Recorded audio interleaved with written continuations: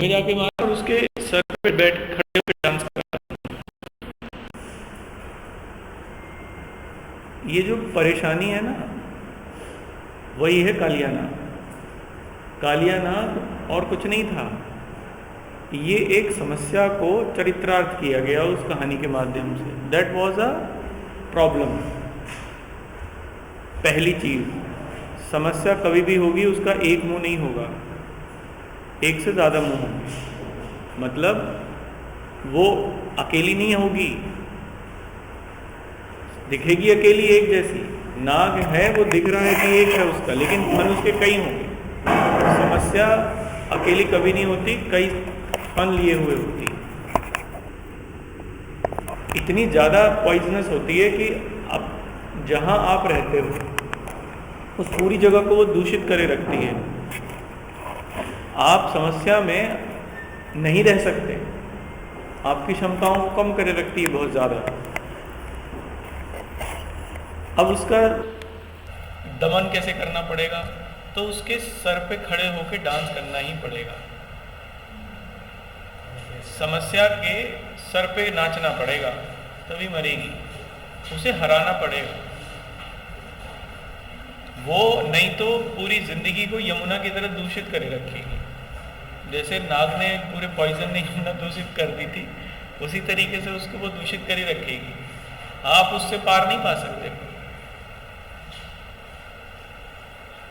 इसलिए सबकी सब तरीके की समस्याएं हैं, और इन समस्याओं से लड़ना ही तो एक व्यक्तित्व का काम होता है। जो व्यक्तित्व निर्माण है वो तभी होता है जब आदमी उन समस्याओं को फेस करके उनसे आगे निकले।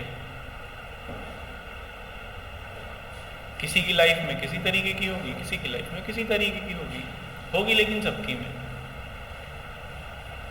पर उसको कभी अपने ऊपर हावी नहीं होना देना चाहिए, और ऐसा करने के लिए एक्स्ट्रा एफर्ट की जरूरत पड़ती है। समस्या को उसी के एम्बिट में जाके आपको डील करना है, वो तभी हारेगी। अगर आप उससे बचते फिरोगे कि नहीं ऐसा हो जाएगा, नहीं वैसा हो जाएगा, वो नहीं जाएगी। उसको सॉल्यूशन से ही जाएगी। जैसे आपकी समस्या बेरोजगारी, आपकी समस्या इच्छा, तो वो इच्छा ये कि अपने आप को प्रूव करने की इच्छा, ये एक समस्या है। समस्या ही इसलिए है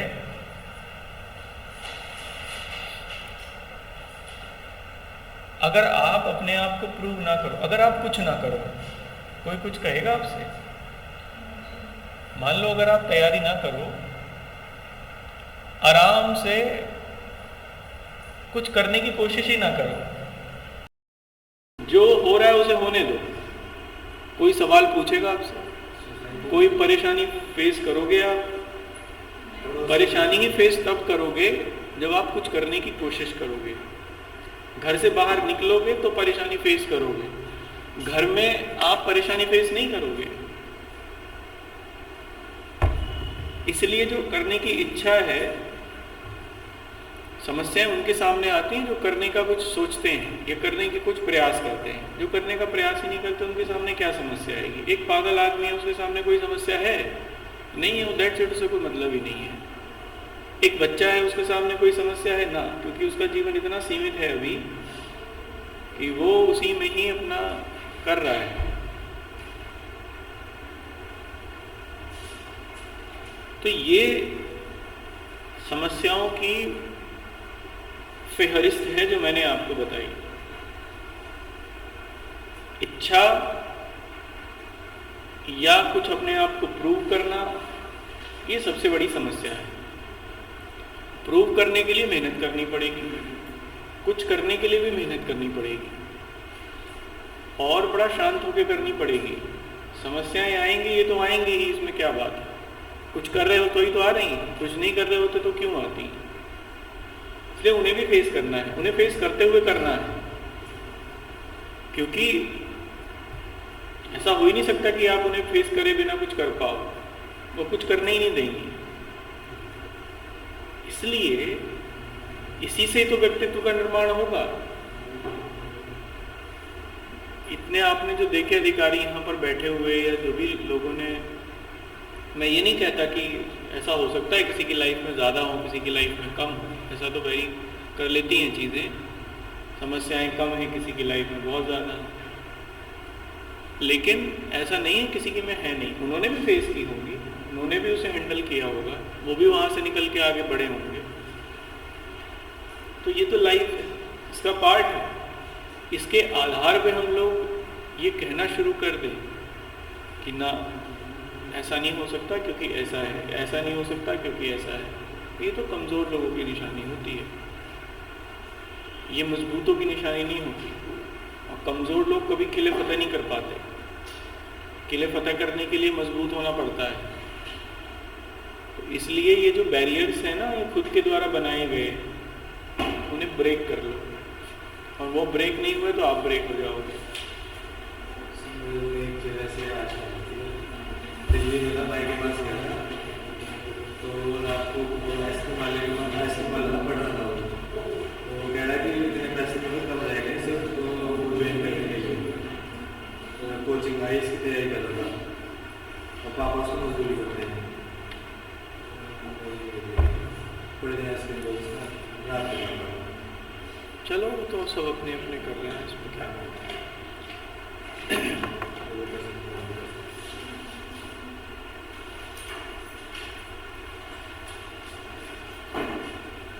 तो चलें फिर शुरू करें। ये बताओ कोई क्वेरी है किसी की? जो पढ़ाया था उसमें से कुछ पढ़ा और उसमें कुछ ऐसी बात हो जो समझ में नहीं हो तो पूछिए। आगे इसमें लिख लो आप, एंडोप्लाज्मिक रेटिकुलम शायद हम लोग लिखवा रहे थे, अंतःप्रद्रव्यी जालिका। देखो जो सेल है, सेल में बड़ी छोटी छोटी नलिकाएं होती हैं, ट्यूब्स होती हैं, और वो एक जाल की तरीके से पूरी सेल में फैली हुई होती हैं। इन ट्यूब्स को ही हम लोग, ये जालिका सदृश जो संरचनाएं हैं, इनको ही हम लोग ईपीआर कहते हैं, एंडोप्लाज्मिक रेटिकुलम कहते हैं। ये करती क्या है? ये छोटी छोटी संरचनाएं सूचनाएं ले जाने का, लेके जाने का काम करती हैं। कैसी सूचना? माइटोकॉन्ड्रिया में कौन सी प्रोटीन का डाइजेशन होगा, कौन सी प्रोटीन का डाइजेशन नहीं होगा, इस बात की सूचना ईपीआर देता है। ईपीआर में को जाती हैं ये सूचनाएं। तो endoplasmic reticulum information system, transportation system, information system नहीं, ट्रांसपोर्टेशन सिस्टम का काम करता है। ईपीआर के माध्यम से ही सूचना केंद्रक तक पहुंचती है, वो प्रोटीन के डाइजेशन की। जैसे मान लीजिए कोई वायरस है, वायरस एक प्रोटीन होती है? नहीं, वायरस एक प्रोटीन होती है। एक वायरस आपकी बॉडी में जाके एक्टिव होगा या नहीं होगा, वो तब होगा जब वो वायरस आपकी सेल के अंदर आ पाए, आपकी सेल के अंदर घुसे और वहां पहुंच पाए, वो तभी एक्टिव हो पाएगा, वो तभी आपको बीमार करेगा। और वो तब अंदर घुस पाएगा जब कोशिका उसे अंदर घुसने दे। कोशिका उसे कब अंदर घुसने देगी? जब ईपीआर माइटोकॉन्ड्रिया को ये सूचना दे कि ये जो प्रोटीन है, हाँ इसे डाइजेस्ट करना है, यानी इसे अंदर आने देना है। अगर ईपीआर इस सूचना को ना पहुंचाए तो वो अंदर नहीं आएगा, अंदर नहीं आएगा, जिंदा नहीं होगा, जिंदा नहीं होगा, बीमार नहीं होगे। इसीलिए जो mRNA वैक्सीन वगैरह ये बनी थी, mRNA वैक्सीन कोविड वगैरह के लिए, वो उसी प्रकार की वैक्सीन है। वो क्या करती हैं कि पहले से पहले ही इस तरीके की प्रोटीन को शरीर में बना देती हैं जो वायरस की प्रोटीन को अंदर नहीं आने देता, इसलिए शरीर पर सुरक्षित रहता है। तो एंडोप्लाज्मिक रेटिकुलम ट्रांसपोर्टेशन का काम करता है पूरी सेल में। ठीक है, लिख लीजिए। ये कोशिका द्रव्य में पाई जाने वाली नलिका सदृश संरचनाएं हैं, नलिका सदृश संरचनाएं हैं। दीज आर सदृश, या नलिका जैसी दिखने वाली, लिखो, नलिका जैसी दिखने वाली संरचनाएं हैं। These are the structures, these are the tubes like structure in cell जो कि एक झिल्ली के रूप में कोशिका में फैली रहती है, या एक जाल के रूप में, ऐसा लिखिए, जो कि एक जाल के रूप में कोशिका में फैली रहती हैं, which spread into cell like web। सामान्यतः यह कोशिका का परिवहन तंत्र होता है। Generally this would be the transportation system of a cell।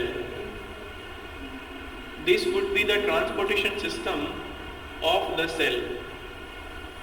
ठीक है, देखो ये EPR जो बनता है ये प्रोटीन का बनता है, जो एंडोप्लाज्मिक रेटिकुलम बना हुआ होता है ये प्रोटीन का बना हुआ होता है, इसे लाइपोप्रोटीन कहते हैं। जिस प्रोटीन का ये बना हुआ होता है उस प्रोटीन को लाइपोप्रोटीन कहते हैं। तो लिखो, यह संरचना लाइपोप्रोटीन की बनी हुई होती है। दिस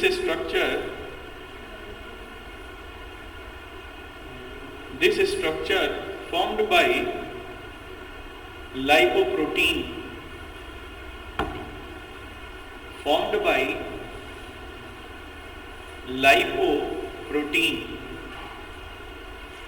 ठीक है।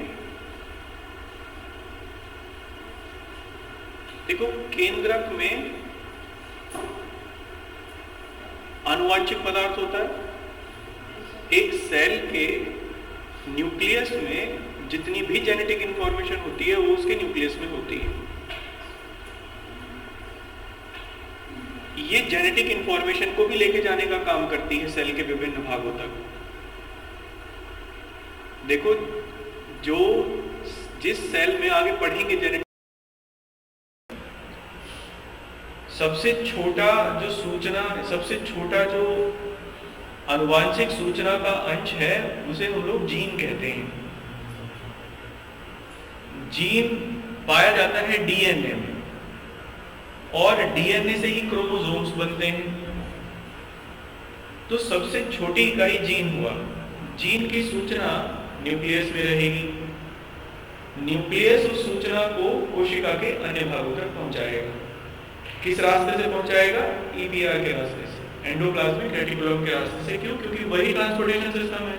इसको आप सड़कें समझ सकते हो। किसी शहर की जैसे सड़कें होती हैं, सारी सूचना, सारे आने जाने का जो तंत्र है वो उसी सड़कों के माध्यम से होता है। एंडोप्लाज्मिक रेटिकुलम वही है। तो आप इसमें ये भी लिख दो, यह केंद्रक से कोशिका द्रव्य में, यह केंद्रक से कोशिका द्रव्य में आनुवांशिक पदार्थों को भी ले जाता है। केंद्रक से कोशिका द्रव्य में आनुवांशिक पदार्थों को भी ले जाता है। It also brought genetic matter from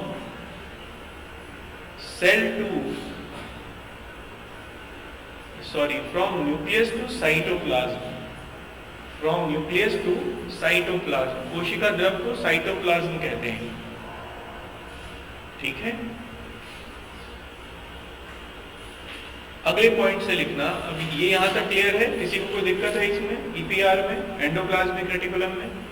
next लिखो गोल्जी बॉडी। अगला हेडिंग डालना है इसमें, गोल्जी काय कहते हैं उसे, गोल्जी बॉडी लिखिए। लेकिन गोल्जी, GOLGY बॉडी, ये गोल्जी काय कहते हैं। देखो, हम लोग खाना खाते हैं। खाना कार्बोहाइड्रेट, प्रोटीन, लिपिड्स, इस सब में टूट जाता है। आगे पढ़ेंगे उसे डाइजेशन में। ये छोटे छोटे पैकेटों में इकट्ठा रहता है। सेल के अंदर भी ये छोटे छोटे पैकेटों में कार्बोहाइड्रेट, प्रोटीन पैकेजिंग होके इकट्ठा रहता है। कहाँ रहता है? तो गोल्जी बॉडी में रहता है। जब जरूरत पड़ती है ऊर्जा की तो गोल्जी बॉडी से ही ये छोटे छोटे पैकेट्स माइटोकॉन्ड्रिया तक पहुंचते हैं, वहां चलते हैं, ऊर्जा उत्पन्न करते हैं और शरीर का काम चलता है। तो गोल्जी काय का काम है कार्बोहाइड्रेट, लिपिड्स, प्रोटीन, इन सब की पैकेजिंग करना और स्टोर करना। क्लियर है? लिखो। अच्छा, ये सबसे बड़ी संरचना होगी नहीं होगी? फिर कोशिका की सबसे बड़ी संरचना होगी या नहीं होगी? काम करेगा तो इसमें स्टोरेज होगा। स्टोर रूम बड़े होते हैं नहीं होते? बड़े होते हैं ऑब्वियसली, क्योंकि उसमें चीज़ें स्टोर करके रखी जाती हैं। तो ये बड़ी संरचनाएं भी होती हैं। तो आप लिखो, सामान्यतः गोल्जी काय का मुख्य कार्य है कार्बोहाइड्रेट्स। सामान्यतः गोल्जी काय का मुख्य कार्य या गोल्जी बॉडी का मुख्य कार्य carbohydrate, lipid, protein, nucleic acid आदि का संग्रहण करना है। न्यूक्लिक एसिड आदि का संग्रहण करना है। Generally the function of Golgi body is packaging, storage and secretion of carbohydrates, lipids, protein, nucleic acid etcetera. ठीक है? नेक्स्ट लिखना। यहां तक क्लियर है? ये गोल्जी बॉडी सबको क्लियर है? नेक्स्ट लिखिए राइबोसोम्स।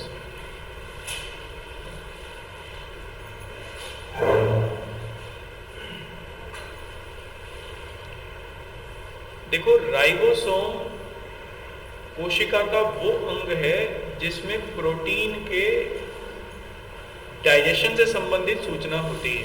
ये प्रोटीन से ही बने हुए कण होते हैं। इन्हें पैलेट कण कहते हैं क्योंकि ये वैज्ञानिक थे डॉक्टर पैलेट, उन्होंने खोजा था इन्हें। जैसे मैंने बताया वो वायरस वाला मामला, ये सूचना वायरस को कोशिका को कौन देगा?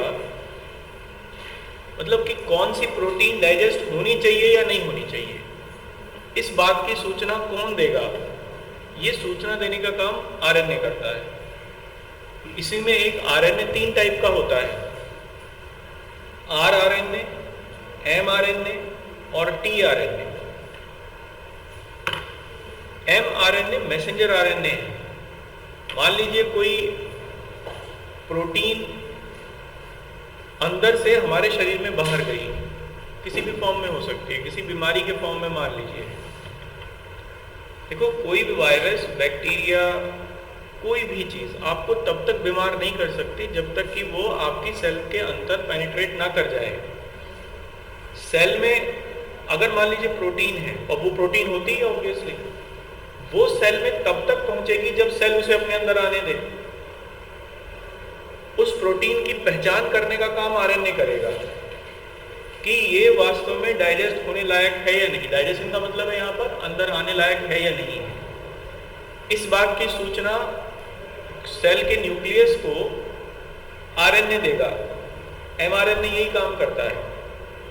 तो जो न्यूक्लियस है वो ओपन हो जाएगा और न्यूक्लियस तक वो प्रोटीन अंदर पहुंचेगी। जैसे ही माइटोकॉन्ड्रिया उसे डाइजेस्ट करेगा तो वो पूरी कोशिका में फैल जाएगी और पूरी कोशिका को फैलकर उसे चोक कर देगी। बाद में जब कोशिका का विखंडन होगा तो उसका भी विखंडन होना शुरू हो जाएगा। इसलिए वायरस क्या करेगा? मल्टीप्लाई होना शुरू हो जाएगा सेल्यूलर डाइवर्सिफिकेशन के साथ में या सेल डिवीजन के साथ में। आदमी बीमार होता चला जाएगा। क्लियर हुआ? ये मैंने आपको एक बड़ी गहरी बात समझाई है आरएनए वाली।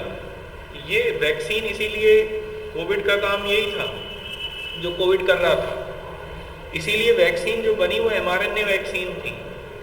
वो सूचना, वो बैक्टीरिया, वायरस को अंदर आने ही नहीं देती थी। अंदर आ भी जाता था मान लीजिए वायरस, तो वो डाइजेस्ट नहीं होता था, बॉडी में पड़ा रहता था, जिससे आदमी बीमार ही नहीं होता था।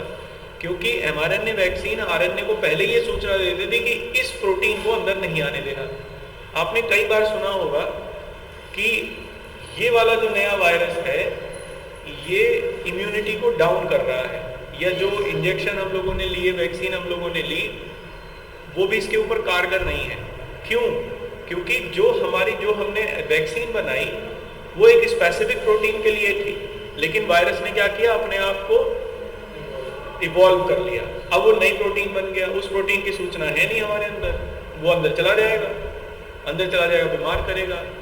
तो RNA वैक्सीन इसलिए बहुत ज्यादा कारगर नहीं थी,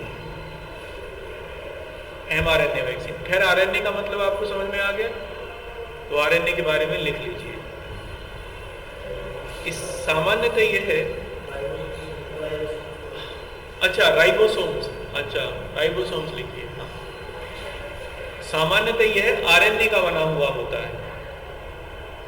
generally it is formed by RNA.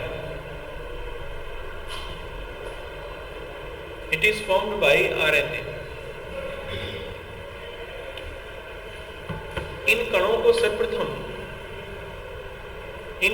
सर्वप्रथम जॉर्ज पैलेट नामक वैज्ञानिक ने खोजा।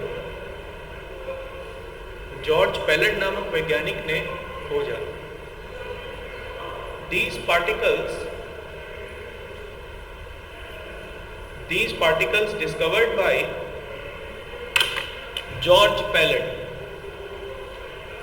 इसलिए इन्हें पैलेट कणों के नाम से भी जानते हैं।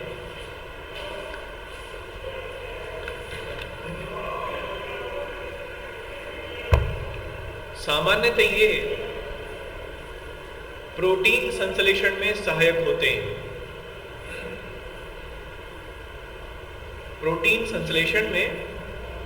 होते हैं। Generally they would be helpful in digestion of protein.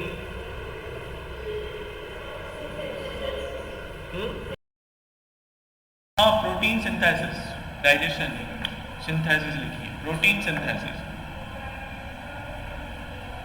इनका निर्माण केंद्रक में होता है। दे फॉर्म्ड इन न्यूक्लियोलस, या न्यूक्लियस भी लिख सकते हैं, ठीक है।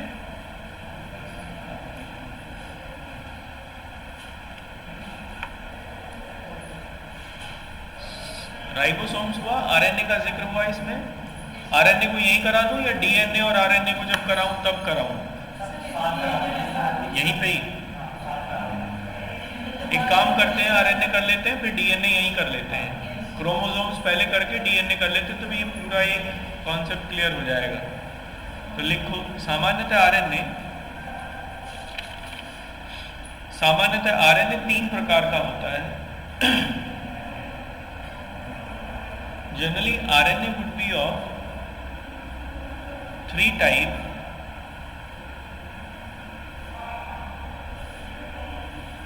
mRNA,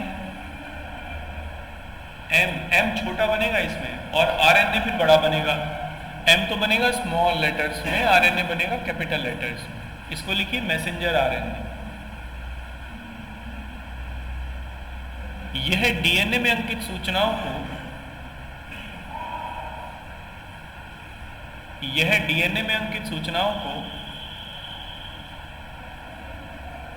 प्रोटीन संश्लेषण स्थल तक लेके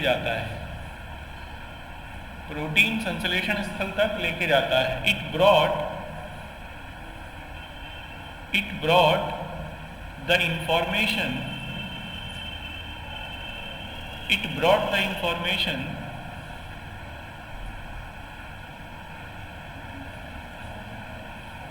up to protein synthesis site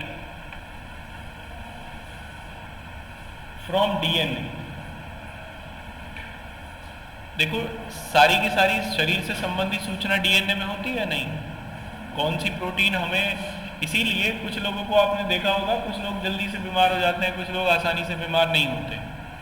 और जो लोग जल्दी से बीमार हो जाते हैं, आपने देखा होगा उनके एंसेस्ट्री में भी ऐसा ही देखने को मिलेगा। उनके माता पिता की इम्यूनिटी कम मिलेगी, फिर उनके बच्चों की इम्यूनिटी भी कम मिलेगी। अच्छा, ऐसा भी देखा होगा किसी प्रकार की बीमारी कुछ लोगों को बड़ी तेजी से हो जाती है, कुछ लोगों को नहीं होती। ये सारे का सारा खेल डीएनए का है, और सारे का सारा खेल डीएनए और फिर उसके बाद आरएनए से आरएनए का है। आरएनए में उसी प्रकार की सूचनाएं।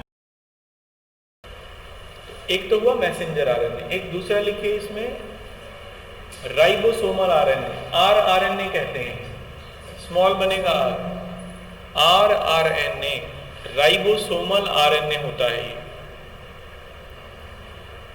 देखो ये बेसिक स्ट्रक्चर है आरएनए की। राइबोसोमल आरएनए से ही आरएनए बना हुआ होता है। 80% भाग आरएनए का आरएनए से ही बना हुआ होता है, बेसिक स्ट्रक्चर होती है ये उसकी। ठीक है, तो लिखिए सामान्यतः यह है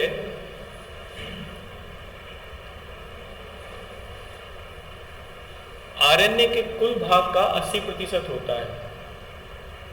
जनरली इट वुड बी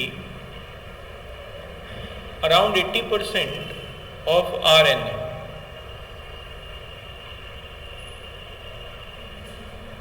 यह आरएनए की संरचना का निर्माण करता है। यह आरएनए की संरचना का निर्माण करता है। It forms the structure of RNA.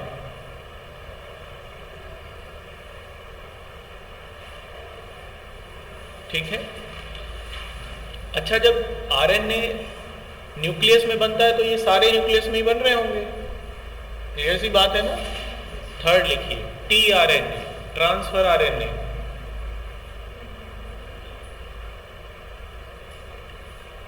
यह सभी आरएनए में सबसे छोटा है। यह सभी आरएनए में सबसे छोटा होता है। It would be smallest in all RNA.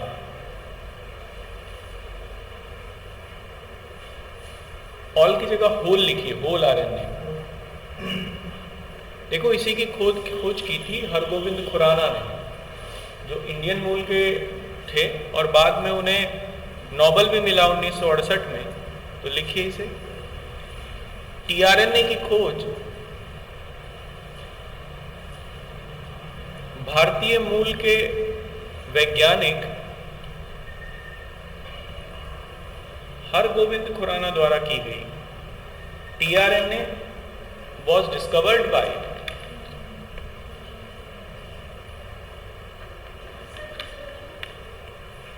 TRNA was discovered by Hargobind Khorana. Hargobind Khorana, इसलिए उन्हें 1968 में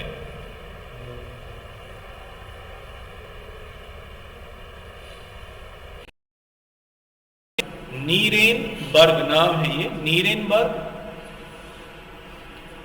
तथा रॉबर्ट हॉले के साथ नोबेल पुरस्कार मिला।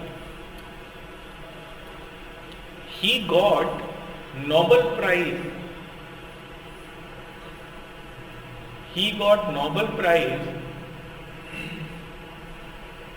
With Robert Holley and Nirenberg in 1968.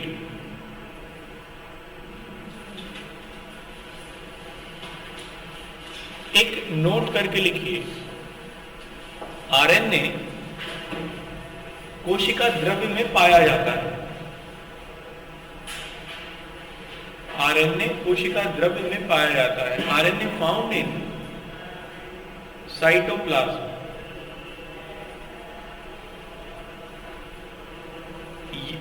अच्छा, डीएनए डबल हेलिक्स होती है ना, डीएनए डबल हेलिक्स स्ट्रक्चर है, ये सिंगल हेलिक्स स्ट्रक्चर होती है। समझ रहे हो ना? बनाओ, वो तो मैं बना दूंगा। इसमें तो 2 S बनाने हैं, पर इसमें वो कहाँ है?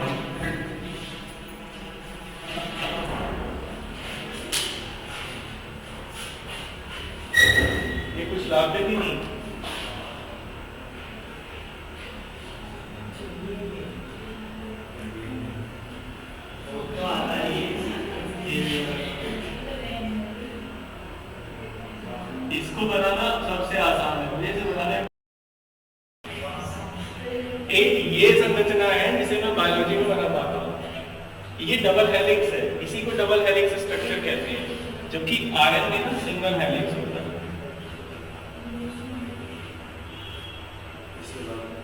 ये आरएनए दोनों में है, लिख लो। यह एकल कुंडलित संरचना है, एकल कुंडलित संरचना है। It is a single structure, single helix structure.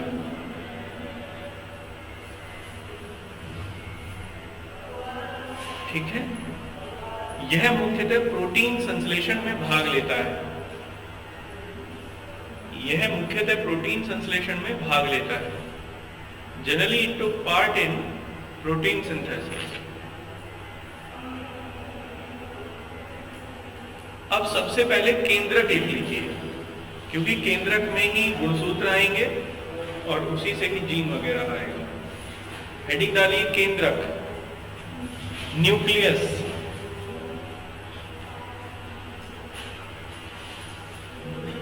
देखो, केंद्रक की खोज रॉबर्ट हुक ने की थी, रॉबर्ट ब्राउन ने, सॉरी नहीं, रॉबर्ट ब्राउन, हाँ, रॉबर्ट ब्राउन ने 1831 में, शायद 1931 में, 1831 में ना, तो आप लिख लो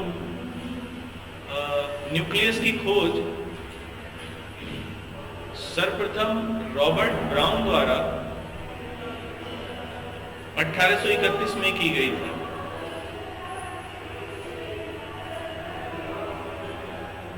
यह संपूर्ण कोशिका का नियंत्रण कक्ष होता है, संपूर्ण कोशिका का नियंत्रण कक्ष होता है।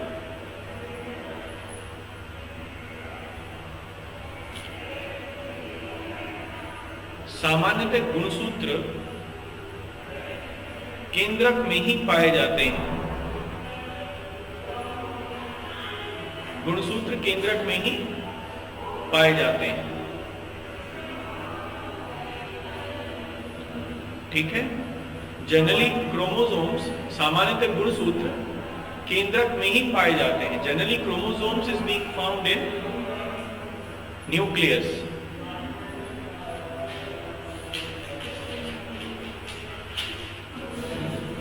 देखो, ये जो गुणसूत्र हैं, ये धागे जैसी संरचना है, इसमें जो धागे दिख रहे हैं, दिस इज क्रोमोसोम।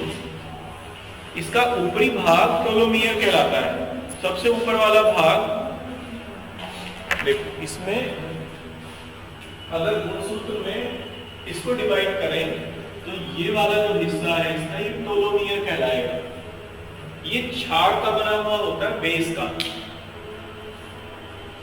एक तो इसमें हिस्टोन प्रोटीन होती है। जनरली गुणसूत्र प्रोटीन और बेस के बने हुए होते हैं। प्रोटीन तो समझ रहे होंगे, क्षार भी समझ रहे होंगे, बेस, एसिड और बेस दो संरचनाएं होती हैं। एसिड का तो बन नहीं सकता, क्षार होते हैं। 5 क्षार हैं, 5 बेस से मिलके बना हुआ होता है डीएनए। 5 बेस, 7 शुगर्स, ये पाई जाती हैं डीएनए में। तो इसका जो ऊपर वाला भाग है वो प्रोटीन का होता है, टेलोमियर। ऊपर वाले भाग को टेलोमियर कहते हैं। ये प्रोटीन का बना हुआ होता है, हिस्टोन प्रोटीन होती है। सबसे बेसिक प्रोटीन है ये संरचना की किसी भी। तो आप लिखो, कोशिका के केंद्र में हेडिंग डालना गुणसूत्र, क्रोमोसोम, हेडिंग डाल के लिखो। कोशिका के केंद्र में गुणसूत्र महीन धागे जैसी संरचनाएं, महीन धागे जैसी संरचनाएं। Chromosomes are thread-like structure of in a cell। अच्छा, ये दिखाई देते हैं स्पष्ट से जब कोशिका का विभाजन, जब सेल डिवीजन हो रहा हो तभी ये दिखेंगे, उससे पहले नहीं दिखते। स्पष्ट रूप से उसी समय देखते हैं। इनकी खोज भी उसी समय हुई थी, कोशिका विभाजन के समय ही इनको देखा भी गया था। तो सामान्यतः ये कोशिका विभाजन के समय स्पष्टता दिखाई देते हैं। They clearly seen during cell division. गुणसूत्र का सबसे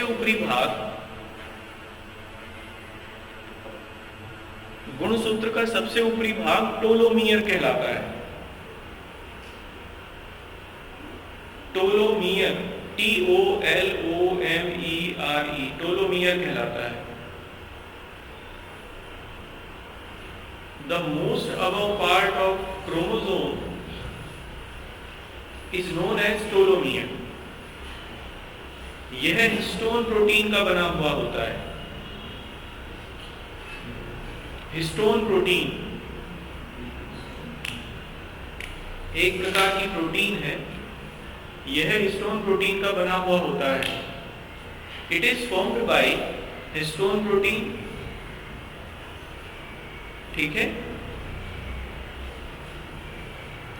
अच्छा देखो, मानव में निश्चित गुणसूत्र होते हैं, 23 जोड़े होते हैं, टोटल 46 हो गए। महिलाओं में भी और पुरुषों में। महिलाओं में क्रोमोसोम्स एक ही प्रकार के होते हैं, XX। मेल में चेंज होगा, एक X होगा, एक Y होगा। और शायद फर्टिलाइजेशन के टाइम में अगर X और X मिल रहा है तब लड़का होगा, लड़की होगी। और जब XY मिल रहा है तो लड़का होगा। अच्छा देखो कितनी अजीब बात है। उसके लिए रिस्पॉन्सिबल है मेल और उसे ठहराया जाता है। ये पेट्रियार्कल सोसाइटी की पहचान है ना। देखो मैं ढूंढ लेता हूँ कहीं ना कहीं है। अच्छा नहीं, मैंने जब इसको पढ़ा तो बहुत पहले की बात है, तब मैं इस चीज को सोच रहा था इसके लिए रिस्पॉन्सिबल तो मेल होना चाहिए, क्योंकि फीमेल में तो एक ही रहेगा। और रिस्पॉन्सिबल हो जाती है इसके लिए मेल।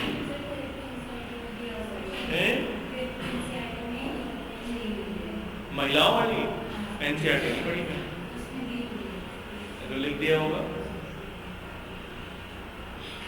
देखो सच बताऊं, मैंने कोई एनसीईआरटी नहीं पढ़ी, बस एक को छोड़कर। हिस्ट्री की एनसीईआरटी मैंने पढ़ी है, क्योंकि मुझे लगता था वो मेरा ऑप्शनल है तो मुझे उसकी एनसीईआरटी पढ़ लेनी चाहिए।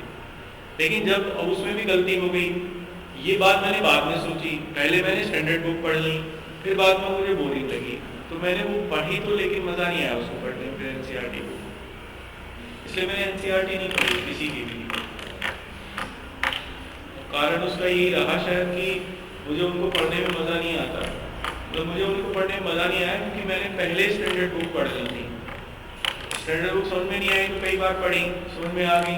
फिर वो एनसीईआरटी पढ़ो तो फिर उनको लगता है कि फिर बाद में कि क्या पढ़ो, टाइम वेस्ट हो रहा है। फिर मैंने वो पढ़ी नहीं, इसलिए ये सच्चाई मुझे एनसीईआरटी का पसंद होता है। ओल्ड वाली मैंने एचपी की पढ़ी थी, तो वो तो अच्छी है एनसीईआरटी। अगर कोई शुरू करना चाहे तो वो तो अच्छी है। चलो इसको क्या लिखना था, कुछ लिखा हम लोगों ने, तो इसमें लिखो आप, सामान्यतः पुरुष एवं महिला में 23 जोड़े गुणसूत्र पाए जाते हैं। 23 जोड़े गुणसूत्र पाए जाते हैं। Generally in male and female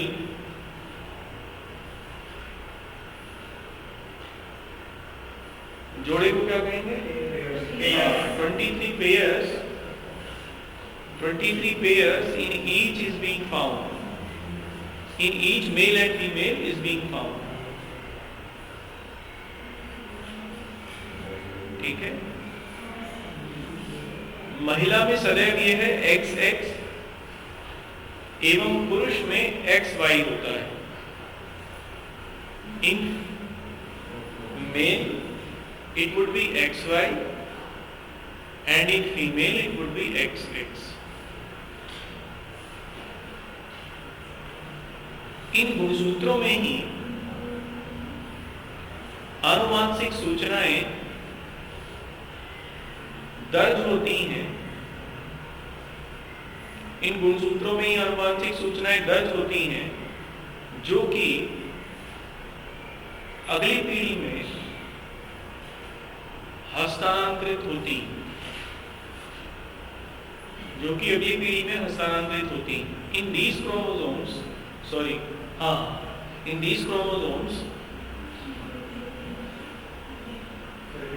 in these chromosomes, Hindi में पहले अंग्रेजी में बोल दूं, in these chromosomes the genetic information would be there which transfers into next stage या next generation लिखी, which transfers into next generation। Hindi में बोलो कहाँ छोटा? आनुवांशिक सूचनाएं होती हैं जो कि अगली पीढ़ी में ट्रांसफर होती हैं या हस्तांतरित होती हैं। हेलो, हाँ जी, हाँ जी।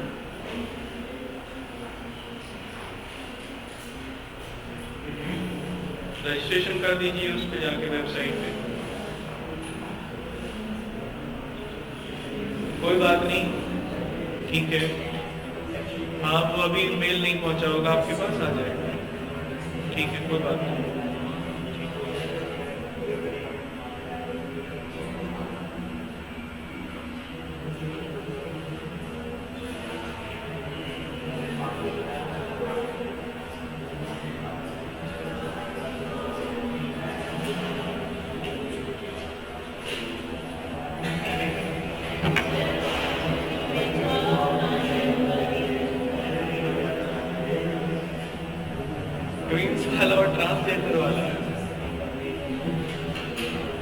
देखो, वो इससे संबंधित नहीं है।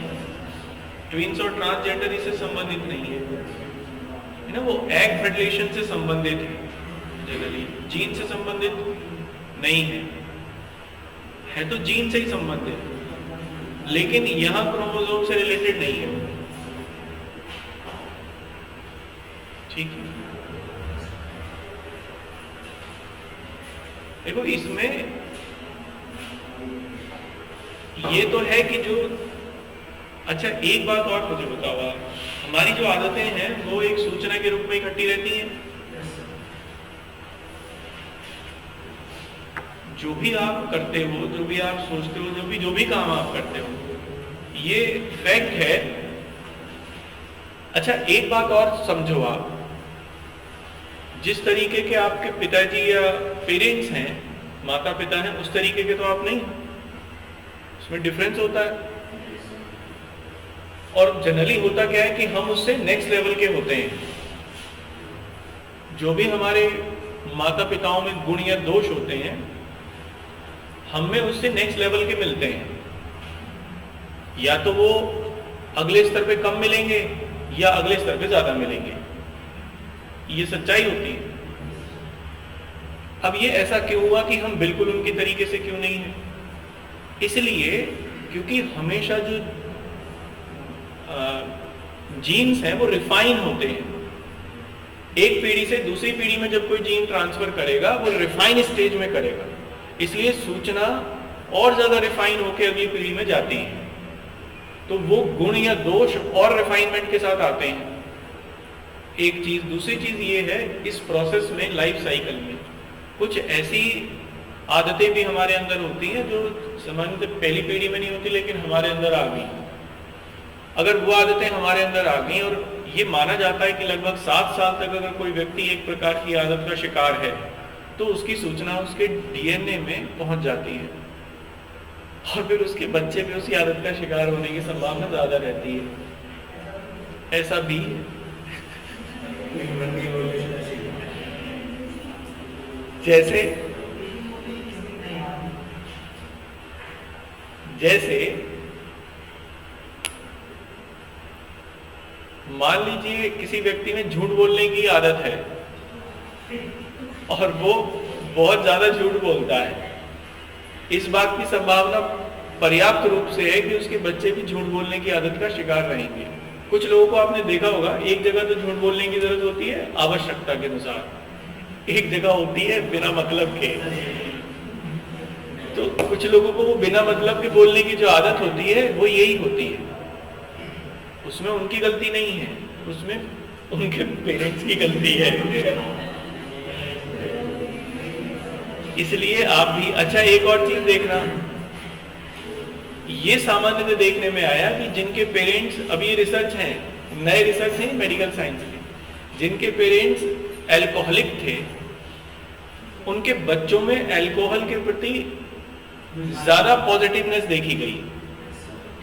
इसीलिए पश्चिमी देशों में, चूंकि वहां ज्यादा उस चीज का चलन रहता है, तो वहां बच्चों की प्रतिशत संख्या ज्यादा है ड्रिंक करने की बनिस्बत की पूर्वी देशों में, जैसे पूर्वी एशिया के देशों में या एशियन सोसाइटीज में, क्योंकि यहाँ पर उस तरीके की चीजें नहीं देखने को मिलती।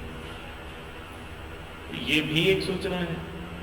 चलो खैर, इसको अब मैं आपको इसलिए दी क्योंकि आप ये सब काम मत करना, नहीं तो फिर बच्चों को मत करना भैया पीना मत, वो पी के आए घर तो फिर उसको बुरा मत कहना, भाई हमारे में हमने ये दी है उसे शराब पीने की आदत या स्मोकिंग करने की आदत, तो वो कर लेगा तो क्या बात है। इतना अंतर है कि हमने एक बंडल बीड़ी का फूका तो वो 2 फूकेगा, क्योंकि रिफाइन होके करेगा वो, है ना। चलिए, अच्छा क्रोमोसोम हुआ। नेक्स्ट लिखिए इसमें DNA, deoxyribo nucleic acid, DNA या डीऑक्सीराइबो न्यूक्लिक एसिड डीएनए। सामान्यतः ये प्रोटीन के साथ मिलकर, सामान्यतः ये प्रोटीन के साथ मिलकर गुणसूत्रों की संरचना करते हैं, गुणसूत्रों की संरचना करते हैं। Generally they merge with protein, they merge with protein and form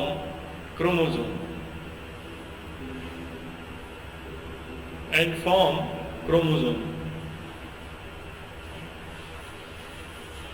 ये कोशिका में धागे के रूप में फैला रहता है। इट ऑल्सो स्प्रेड इन, क्योंकि आरएनए भी धागे के रूप में ही होता है, it also spread in cell like threads.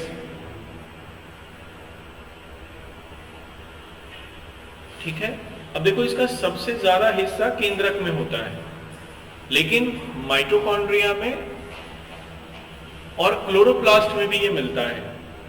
जैसे पेड़ पौधों में तो क्लोरोप्लास्ट में भी मिलेगा, माइटोकॉन्ड्रिया में भी मिलेगा। जंतुओं में क्लोरोप्लास्ट होता नहीं, माइटोकॉन्ड्रिया मिलता है, तो माइटोकॉन्ड्रिया में और केंद्रक में मिलेगा। माइटोकॉन्ड्रिया में इसलिए होता है क्योंकि जेनेटिक लेवल पर ही सूचना माइटोकॉन्ड्रिया को मिलती है कि कौन सी प्रोटीन को डाइजेस्ट करना है, सिंथेसिस करना है किस प्रोटीन का, किसका नहीं करना है। तो इसीलिए माइटोकॉन्ड्रिया में भी ये सूचना उपस्थित पहले से ही रहती है। माइटोकॉन्ड्रिया ये पहले आरएनए सूचना देगा कि हाँ ये डाइजेस्ट होगी, माइटोकॉन्ड्रिया उससे मैच करेगा अपने अंदर की प्रोटीन की सूचना से, तब उसको वो डाइजेस्ट करेगा या सिंथेसिस करेगा उसका। इतना गहरा नहीं, बस इतना समझिए कि डीएनए 2 जगह मिलेगा, ह्यूमन में, ये लिविंग और बीइंग में, या कह सकते हैं जंतुओं में, एनिमल्स में 2 जगह मिलेगा, एक माइटोकॉन्ड्रिया में, एक न्यूक्लियस में। पेड़ पौधों में 3 जगह मिलेगा, क्लोरोप्लास्ट में, माइटोकॉन्ड्रिया में और न्यूक्लियस में। तो लिखो, सामान्यतः यह है माइटोकॉन्ड्रिया,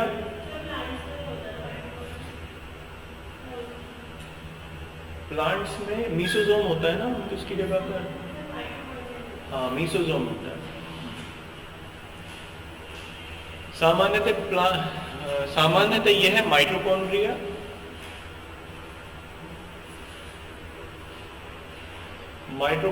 न्यूक्लियस एवं क्लोरोप्लास्ट में पाया जाता है। Generally it is found in generally chloroplast, nucleus, mitochondria एवं क्लोरोप्लास्ट, क्लोरोप्लास्ट में पाया जाता है। Generally it is found in mitochondria, chloroplast and nucleus.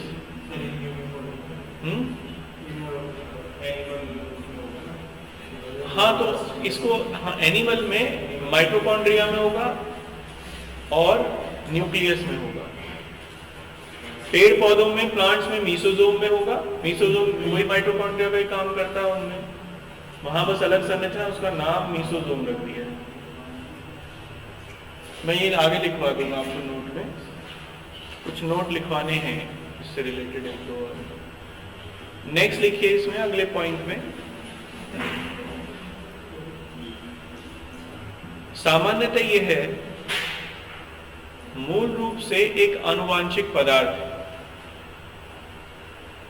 Generally it is a genetic matter जो कि आनुवांशिक पदार्थ है, जो कि लक्षणों को एक पीढ़ी से दूसरी पीढ़ी में ट्रांसफर करता है, which transfer the traits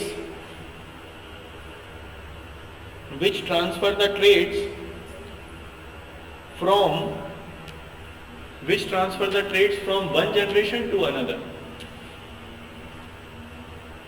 ठीक है, देखो डीएनए में तीन पदार्थ मिलते हैं। एक तो प्रोटीन से बना हुआ होता है, शुगर होती है, और पैंटोथेनिक कहते हैं उसे, पैंटोथेनिक अम्ल होता है। प्रोटीन होते हैं इसमें 5 होती हैं शायद, और 7 शुगर होते हैं। अभी लिखवा देता हूँ इसे, प्रोटीनों के नाम भी। एक ग्वानिन होता है, थायमिन होता है, यूरेसिल होता है, साइटोसिन होता है। चलो याद आ जाएगा, लिखो इसमें अगले पॉइंट में। सामान्यतः डीएनए की संरचना 3 पदार्थों से होती है।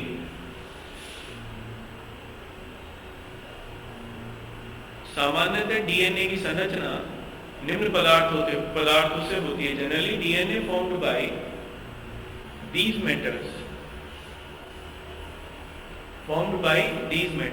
पहला नाइट्रोजन क्षार, नाइट्रोजन बेस,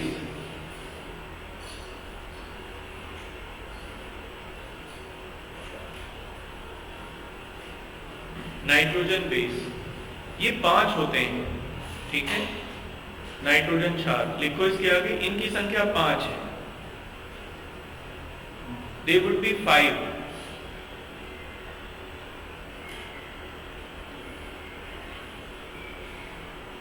पहला एडिनीन,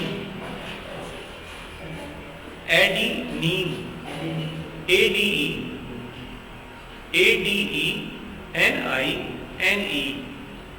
एडिनीन हो गया। दूसरा guanine, GUANINE। Next cytosine, CYTOSINE, cytosine. और नेक्स्ट है इसमें, लास्ट है थायमीन।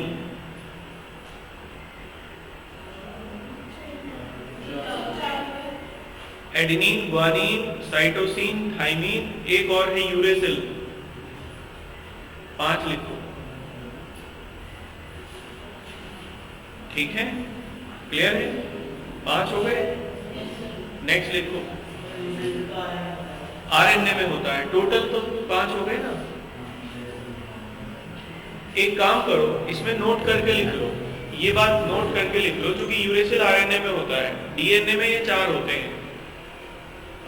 मानव शरीर या एक मानव शरीर में कोशिका 5 क्षारों से मिलकर बनी हुई होती है, जिसमें से 4 तो मिलते हैं डीएनए में, और ये 5वां यूरेसिल मिलता है आरएनए। तो इसमें यूरेसिल को यहां से काट दो, इसको एक काम करो, नोट करके लिख लो।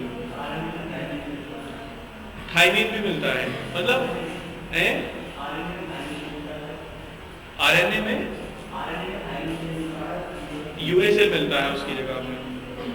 तो 5 हो गए ना टोटल, बाकी के 4 तो आरएनए में भी होंगे, लेकिन 3 और 1 नहीं होगा, उसमें थाइमिन की जगह यूरेसिल होगा, तो यूरेसिल 5वां हो गया। तो टोटल जो क्षार हुए मानव शरीर में, मानव शरीर के निर्माण में, वो 5 हुए। एक अलग मिला यूरेसिल जो कि आरएनए में, बाकी के 4 वही हैं जो डीएनए में होते हैं। मैं अभी इसकी ग्रुपिंग करा देता हूं आपको, लिखो पहले, इसमें नोट करके लिखो। यूरेसिल को यहां से काट देना, यूरेसिल को काट के इसी के नीचे नोट लिखना। हाँ, संख्या 4 लिख लो, संख्या 4 लिख लो उसकी, यहां नोट करके 5 कर देना उसे, क्योंकि मानव शरीर में 5 होते हैं, डीएनए में 4 ही होते हैं। तो लिखो इसमें नोट करके, मानव शरीर में, मानव शरीर का निर्माण 5 क्षारों से होता है। Human body form by 5 base, by 5 base. Uracil नामक क्षार आरएनए में पाया जाता है, आरएनए में पाया जाता है। Uracil named base is being found in RNA. RNA में थाइमिन नहीं होता, यूरेसिल मिलेगा उसकी जगह। ब्रैकेट में चाहे लिख लीजिए इसके आगे, थाइमिन के स्थान पर, इन प्लेस ऑफ थाइमिन। सब कौन है? नहीं, जावेद सर।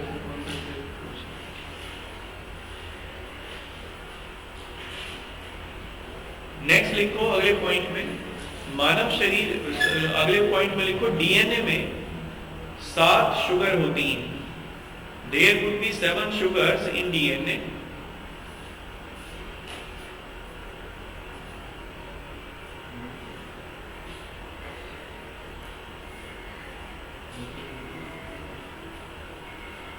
ये डीएनए में लिखा है, मानव शरीर में लिखा है।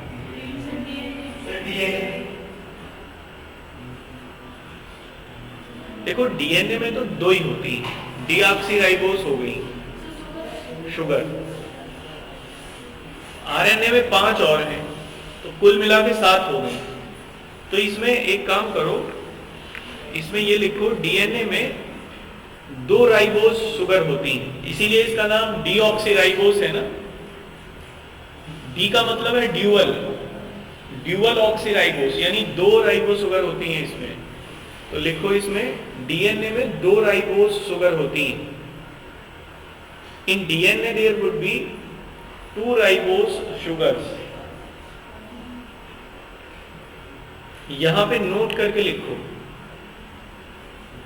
नोट करके लिखो, जबकि आरएनए में अन्य 5 राइबोस शुगर होती हैं, अन्य 5 राइबोस शुगर होती हैं। While in RNA, while in RNA there would be other 5 ribose sugar, other 5 ribose sugar. इस प्रकार मानव शरीर के निर्माण में कुल 7 शुगर होती हैं। So in human body there would be 7 sugars.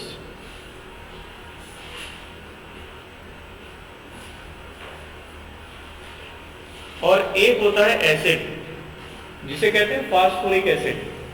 तो नेक्स्ट लिखो, मानव शरीर का निर्माण, या डीएनए लिखो, डीएनए का निर्माण फास्फोरिक अम्ल से होता है। In DNA there would also be phosphoric acid. इसका फॉर्मूला है H3PO4, PO4, पेंटोथेनिक एसिड भी कहते हैं इसे। हम्म, ठीक है। अब यहां नोट करके लिखो, देखो फ्रांसिस क्रिक ने डबल हेलिक्स स्ट्रक्चर खोजी थी डीएनए की। डीएनए की डबल हेलिक्स स्ट्रक्चर की खोज फ्रांसिस क्रिक ने की थी 1953 में। बाद में उन्हें नोबेल मिला 1962 में इसी बात के लिए। तो लिखो फ्रांसिस क्रिक ने, Francis Crick CRIC, Francis Crick ने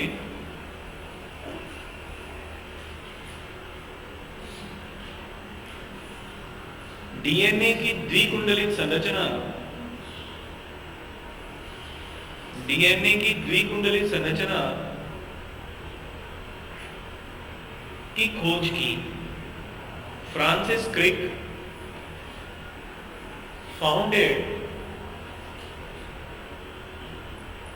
डिस्कवर्ड, लिखिए डिस्कवर्ड डबल हेलिक्स स्ट्रक्चर,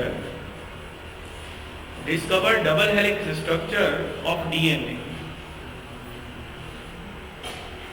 इन 1953, जिसके लिए उन्हें 1962 में, जिसके लिए उन्हें 1962 में नोबेल पुरस्कार मिला। And for it they got Nobel Prize in 1962. They got Nobel Prize in 1962. ठीक है। क्रिक एवं वाटसन, हाँ Francis Crick and Watson, Watson भी थे इसमें। वाटसन का भी लिखना चाहिए ना, दोनों को मिला था लेकिन खोज इन्हीं ने की थी। जो स्प्लिट किया गया था अवार्ड 70 और 30 के रेशो में, फ्रांसिस क्रिक को 70 मिला, उन्हें 30%। क्रिक एंड वाटसन का नाम। अच्छा ये बताओ, आप में से किसी का भी कोई, या आपके किसी जानने वाले का कोई एग्जाम दिया था अभी अब से पहले विद इन 1 ईयर में? इसमें कोई प्री वगैरह दिया हो किसी का? सीजीएल का दिया हुआ क्वालिफाई? अच्छा, वो रविकांत मैंने भेज दिया था तुम्हें, उज्जवल और इनके मैसेजेस जो थे। अच्छा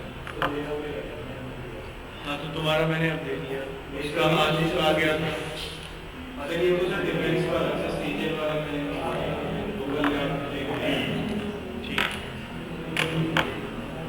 और कोई एग्जाम दिया था किसी ने? कोई भी प्रीलिमिनरी दिया हो?